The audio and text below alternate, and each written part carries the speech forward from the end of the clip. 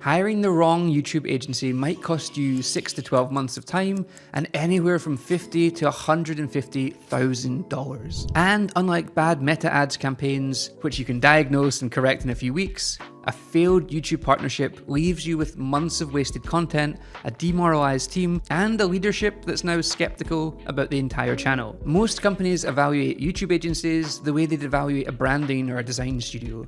They look at the portfolio, check the pricing, and go with whoever seems the most impressive. But this is a fundamentally different decision. You're not buying a deliverable here. You're essentially choosing a growth partner for the next 12 to 24 months. Having been on both sides, both hiring agencies as an in-house marketing lead and now running a full-stack YouTube agency, here are the 4 things that actually predict whether a YouTube partnership will succeed or fail. The most expensive hiring mistake in this space happens before the first agency call even takes place, and it's surprisingly simple. Companies tend to approach agencies without clarity on what they actually need.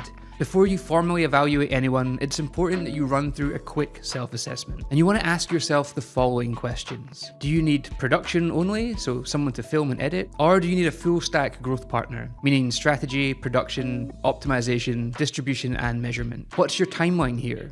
Are you prepared to invest for 12 months, or does your CEO need results in 3? Do you have someone working for you that can be on camera regularly? What's the realistic monthly budget here, and how do you define success? Is it views, subscribers, leads, or revenue? Getting clear on those answers prevents the single most expensive mistake in this space: hiring a production agency when you need a growth agency, or the other way around. The scope mismatch alone accounts for more failed partnerships than any bad content ever does. Now, once you know what you need, the next step is figuring out whether an agency can actually deliver on it. And the way that most people read agency portfolios and case studies is almost completely wrong. Every YouTube agency tends to have some kind of portfolio on offer. The question is whether you're reading it correctly. Now, don't be dazzled by a channel with 200,000 subscribers. Ask yourself instead, what did the channel look like when the agency started? What was the growth rate month over month? How long before momentum really kicked in? Were the breakthrough videos strategically planned, or were they just accidents? The best indicator of what an agency can do for you isn't the channels that they manage now.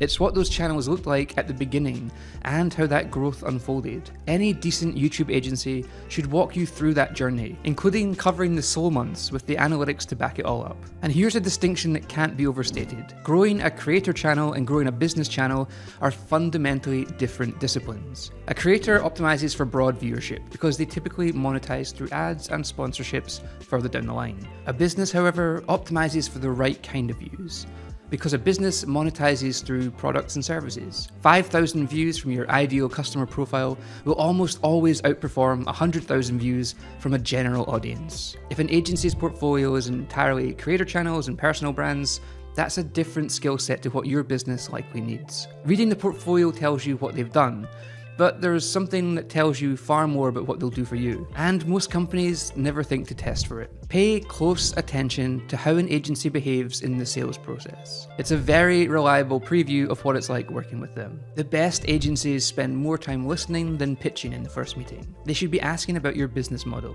your marketing funnel, your customer acquisition costs, your sales cycles, before they ever mention video topics. If that conversation is all about production timelines and they never actually ask you how you acquire customers, they're a production house dressed up with strategy. Then you can flip the script on them. Ask them these questions. Can you show me a channel that didn't meet expectations and how you adapted? Every YouTube agency has projects that underperformed.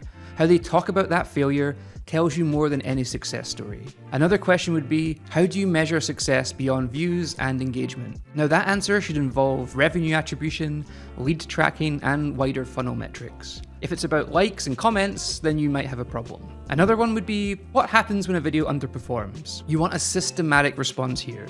Data, analysis, diagnosis, hypotheses, iteration, not we'll try harder next time. And scrutinize the proposal itself. You want specific deliverables, not content creation and strategy support. You want named team members, you want a measurement framework, and you want transparent pricing where every line item is clear. Now, those questions will filter out most of the noise, but there's one final thing worth checking, and it's the detail that almost everyone overlooks until it's too late. Ownership. Who owns the content? Who owns the channel? What happens to the videos if you part ways?